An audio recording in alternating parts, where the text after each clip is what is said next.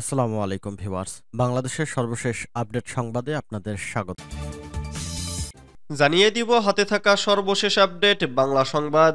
প্রথমেই সংবাদ শিরোনাম। তৌহিদি জনতাকে কটাক্ষ করে বিভাজনের রেখা টানবেন না বলেছেন মামুনুল হক। এরপর জানিয়ে দিব আওয়ামী লীগ নামে কোনো দল রাজনীতি করার অধিকার রাখে না। এদিকে তৌহিদি জনতাকে হুমকি দিইনি, সতর্ক করেছি বলেছেন মাহফুজ আলম। আরও জানিয়ে দিব সরকারি দপ্তরে ঘাপটি মেরে থাকা ডেভিলদের আগে ধরেন। সর্বশেষ জানিয়ে দিব অক্টোবরের মধ্যে জুলাই হত্যাকাণ্ডের ৩-৪টি মামলার রায় পাওয়ার আশা আইন উপদেষ্টার। এতক্ষণ শুনছিলেন সংবাদ শিরোনাম, এবারে বিস্তারিত। তবে অনুরোধ থাকবে ভিডিওটিতে একটি লাইক করবেন এবং কমেন্ট করে জানিয়ে দিবেন কোন জেলা থেকে আপনি আমাদের এই ভিডিওটি দেখছেন। তৌহিদি জনতাকে কটাক্ষ করে বিভাজনের রেখা টানবেন না বলেছেন মামুনুল হক। বাংলাদেশ খেলাফত মজলিসের আমির মাওলানা মামুনুল হক অন্তর্বর্তী সরকারের উদ্দেশ্যে বলেছেন, তৌহিদি জনতাকে কটাক্ষ করে বিভাজনের রেখা টানবেন না। আজ মঙ্গলবার বিকেল 5টায় পাবনা এডওয়ার্ড কলেজ মাঠে এক গণসমাবেশে প্রধান অতিথির বক্তব্যে তিনি এসব কথা বলেন। তিনি বলেন, শেখ হাসিনার কাঁধে যে ভূত সওয়ার হয়েছিল সেই ভূত এখন বাংলাদেশের কারো কারো কাঁধে ভর করেছে। যারা তৌহিদি জনতাকে কটাক্ষ করে বিভাজনের রেখা টানতে চায় তাদের জানা উচিত বাংলাদেশের স্বাধীনতা আর ইসলাম এক সূত্রে গাঁথা। ইসলাম আক্রান্ত হলে স্বাধীনতা বিপন্ন হবে। তিনি আরও বলেন, বাংলাদেশ কারো কৃপায় অর্জিত হয়নি। এই বাংলাদেশ কোনো বিশেষ শ্রেণীর আন্দোলনের ফসল নয়। এই বাংলাদেশ আপামর জনতার দীর্ঘ আন্দোলন সংগ্রামের ফসল। আমরা ১৯০ বছর সাম্রাজ্যবাদী ব্রিটিশদের বিরুদ্ধে আন্দোলন করেছি। ২০ শতকের গোড়ার দিকে কলকাতার দাদাবাবুদের আধিপত্যবাদী হিন্দুত্ববাদকে খর্ব করেছি। ৭১-এর স্বৈরাচার পাক হানাদার বাহিনীর সাথে লড়াই করে এই বাংলাদেশ আমরা অর্জন করেছি। আমাদের লাল সবুজের পতাকায় বারবার শকুনের ছোবল পড়েছে। সর্বশেষ ২০০৮ থেকে ২০২৪ সালের আগস্ট পর্যন্ত একটি ভিনদেশী অপশক্তির কৃতদাসী হিসেবে লেডি ফেরাউন খ্যাত ফ্যাসিস্ট শেখ হাসিনা এদেশের মানুষের সকল রকম অধিকার বুটের তলায় পিষ্ট করেছে, দেশটাকে খুনের স্বর্গরাজ্যে পরিণত করেছিল। তিনি বলেন, আমরা দেখেছি যখনই মানুষ নিজের অধিকার ও অভিপ্রায় বাস্তবায়ন করার চেষ্টা করেছে তখনই এদেশের মানুষের ইচ্ছা ও আকাঙ্ক্ষাকে ষড়যন্ত্রের মাধ্যমে হাইজ্যাক করার অপচেষ্টা করা হয়েছে। আওয়ামী লীগের নামে কোনো দল রাজনীতি করার অধিকার রাখে না। গণ অধিকার রাষ্ট্র কাঠামোতে ফ্যাসিবাদী রাজনৈতিক দল আওয়ামী লীগ, সেই আওয়ামী লীগের নাম ব্যবহার করে কেউ রাজনীতি করার অধিকার রাখে না বলে মন্তব্য করেছেন বিএনপির আন্তর্জাতিক বিষয়ক কমিটির সদস্য ইশরাক হোসেন। মঙ্গলবার ১১ ফেব্রুয়ারি মুগদা থানা বিএনপি আয়োজিত রাষ্ট্রকাঠামো মেরামতের ৩১ দফা শীর্ষক কর্মশালায় তিনি এমন মন্তব্য করেন। বিগত ১৫ বছরের আওয়ামী শাসনামলের গুম ও খুনের ঘটনা তুলে ধরে ইশরাক হোসেন বলেন, গণহত্যা করেও আওয়ামী লীগের নেতাকর্মীদের মধ্যে কোনো অনুশোচনা নেই। উল্টো বিদেশে বসে খুনি ফ্যাসিস্ট শেখ হাসিনা দেশকে অস্থিতিশীল করতে আরও মানুষ হত্যার নির্দেশ দিচ্ছে।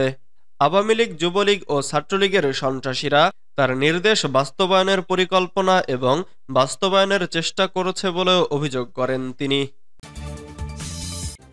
তৌহিদি জনতাকে হুমকি দিইনি, সতর্ক করেছি বলেছেন মাহফুজ আলম। অন্তর্বর্তীকালীন সরকারের উপদেষ্টা মাহফুজ আলম বলেছেন, তৌহিদি জনতা নামে আপনারা যারা নিজেদের পরিচয় দেন তাদের আমি হুমকি দেইনি, সতর্ক করেছি। মঙ্গলবার সামাজিক যোগাযোগ মাধ্যম ফেসবুকে দেওয়া পোস্টে তিনি একথা বলেন। মাহফুজ আলম বলেন, কেন করেছি? গত ১৫ বছর নিপীড়ন সহ্য করে এবং অভ্যুত্থানে ভূমিকা রেখে সব নাগরিকের মতোই আপনারা একটি জাতীয় সম্ভাবনা হাজির করেছেন, কিন্তু মব সংস্কৃতির কারণে তা ভুলুণ্ঠিত হচ্ছে। এক্ষেত্রে আপনাদেরই এ সম্ভাবনা রক্ষা করতে হবে। তিনি বলেন, আমার আপনাদের প্রতি ঘৃণা নেই, বরং বাংলাদেশের সব নাগরিকের মতোই আপনাদের প্রতি দরদ আছে, আলেমদের প্রতি সম্মান আছে। আমি নিজে বিশ্বাসী মুসলিম হিসেবে তৌহিদবাদী, কিন্তু কেউ তৌহিদের নামে উগ্রতা দেখালে সেটার আসন্ন পরিণতি সম্পর্কে সাবধান করাও সুনাগরিক ও দায়িত্বশীল ব্যক্তি হিসেবে আমার কর্তব্য মনে করেছি। তিনি আরও বলেন, বাংলাদেশে এখন স্থিতিশীলতার দরকার। বিপ্লবী জনতা আর খণ্ড খণ্ড মব আলাদা জিনিস। লক্ষ্যহীন, উদ্দেশ্যহীন এবং মব সংস্কৃতির কারণে উপকৃত হচ্ছে আমাদের শত্রুরা। রাষ্ট্রের অখণ্ডতা, নিরাপত্তা ও শৃঙ্খলা রক্ষার্থে আমাদের কঠোর হতে হবে। তিনি এও বলেন, এ কঠোরতার হুঁশিয়ারি অপরাধীদের জন্য, যারা তৌহিদের কথা বলে নিপীড়ন করেছে, নৈরাজ্য করেছে। কিন্তু আগে যেভাবে ইসলাম ফোবিয়ায় আক্রান্ত হয়ে সাধারণ মুসলিমদের নিপীড়ন করা হতো, যার শিকার আমিও হয়েছি, তা কোনো মতেই আর পুনরাবৃত্তি হবে না। সরকারি দপ্তরে ঘাপটি মেরে থাকা ডেভিলদের আগে ধরেন। বিএনপির স্থায়ী কমিটির সদস্য মির্জা আব্বাস বলেছেন, ডেভিল হান্ট অপারেশন করছেন ঠিক আছে, কিন্তু বনে জঙ্গলে ডেভিল না খুঁজে সরকারি দপ্তরে ঘাপটি মেরে থাকা ডেভিলদের আগে খুঁজে বের করুন। মঙ্গলবার 11 ফেব্রুয়ারি ঢাকা মহানগর দক্ষিণ মুগদা থানা বিএনপি আয়োজিত রাষ্ট্র সংস্কারে তারেক রহমানের 31 দফা ও জনসম্পৃক্তি শীর্ষক সেমিনারে এমন মন্তব্য করেন তিনি। মির্জা আব্বাস বলেন, সরকারি সব প্রতিষ্ঠানে এখনো আওয়ামী প্রেতাত্মারা বসে আছে। এরাই এ সরকারকে ভুল পথে পরিচালিত করার চেষ্টা করেছে। বিএনপির নির্বাচন চাওয়া নিয়ে অনেকে সমালোচনা করেন। উল্লেখ করে মির্জা আব্বাস বলেন, বিএনপি মানুষের ভোটাধিকারের জন্য 1.5 যুগ ধরে আন্দোলন করেছে। আমাদের কর্মীরা জীবন দিয়েছে, রক্ত দিয়েছে। এটি তো নতুন দাবি নয়। অন্তর্বর্তী সরকারের স্থানীয় সরকার নির্বাচন পরিকল্পনার সমালোচনা করে সাবেক এ মন্ত্রী বলেন, আমরা আন্দোলন করেছি সংসদ নির্বাচনের জন্য। কেউ কেউ চাচ্ছেন স্থানীয় নির্বাচন দিতে। তারা জানে না যে এখানে গর্তে লুকিয়ে থাকা আওয়ামী ফ্যাসিস্টরা স্থানীয় নির্বাচনের ফাঁক ফোকর দিয়ে মাথা বের করবে। এটি অশুভ চক্রান্ত। অক্টোবরের মধ্যে জুলাই গণহত্যার 3 থেকে 4টি মামলার রায় পাওয়ার আশা আইন উপদেষ্টার। জুলাই হত্যাকাণ্ডের 3-4টি মামলার রায় চলতি বছরের অক্টোবরের মধ্যেই পাওয়া যাবে বলে আশাবাদ ব্যক্ত করেছেন আইন বিচার ও সংসদ বিষয়ক উপদেষ্টা ডক্টর আসিফ নজরুল। মঙ্গলবার বিকেলে সচিবালয়ে জুলাই হত্যাকাণ্ডের বিচার এবং গায়েবী মামলা প্রত্যাহার বিষয়ে সাংবাদিকদের ব্রিফ করার সময় তিনি এই আশাবাদ ব্যক্ত করেন। আইন উপদেষ্টা বলেন, জুলাই হত্যাকাণ্ডের বিচার কাজের যথেষ্ট অগ্রগতি হয়েছে। চলতি মাসে 4টি মামলা তদন্ত কাজ শেষ হবে। এরপর যাচাই বাছাই শেষে আনুষ্ঠানিক বিচার কাজ শুরু হবে।